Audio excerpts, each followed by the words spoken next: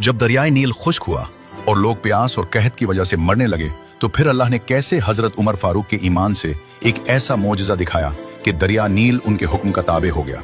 ये उस वक्त की बात है जब हजरत उमर फारूक रजी अल्लाह अन्हु के ज़माने में जब हजरत उमर बिन अल-आस ने मिस्र फतह किया तो वहाँ के लोगों ने एक पुरानी और जालिमाना रस्म के बारे में बताया।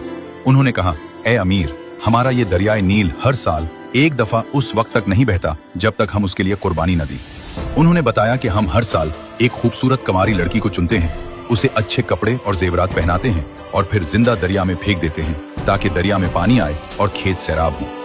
हजरत उमर बिन अल-आस ने यह सुनकर सख्ती से मना कर दिया और फरमाया कि इस्लाम में ऐसी जाहिलाना रसूमात की कोई गुंजाइश नहीं। इस्लाम तो उन तमाम रसूमात को मिटाने आया है। चुनाचे इस साल वो रस्म नहीं की गई, लेकिन फिर दरियाए नील का पानी कम होता गया, यहाँ तक कि बिल्कुल खुश्क हो गया। लोग कहत के डर से मिस्र छोड़ने की तैयारी करने लगे क्योंकि उनकी जिंदगी दरियाए नील पर मुनहसिर थी।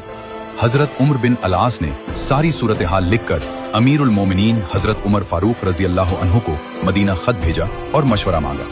हजरत उमर फारूक रजी अल्लाह अन्हु ने जवाब में एक खत लिखा और एक छोटा सा कागज भेजा। आपने हजरत उमर बिन अल-आस को कहा कि ये कागज दरियाए नील में डाल दे।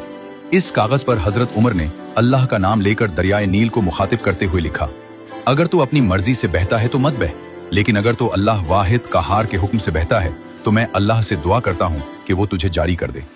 जब हजरत उमर बिन अल-आस रजी अल्लाह अन्हु ने इस खत को पढ़ा तो आपकी आंखों में आंसू आ गए। ये जुमा का दिन था। नमाज जुमा के बाद लोगों को जमा किया गया और बताया गया कि अमीरुल मोमिनीन ने क्या पैगाम भेजा है। फिर हजरत उमर बिन अल-आस ने खुद वो खत दरियाए नील में डाला। अगली सुबह जब लोग उठे तो हैरान कुन नजारा देखा। दरियाए नील में 16 हाथ पानी चढ़ चुका था।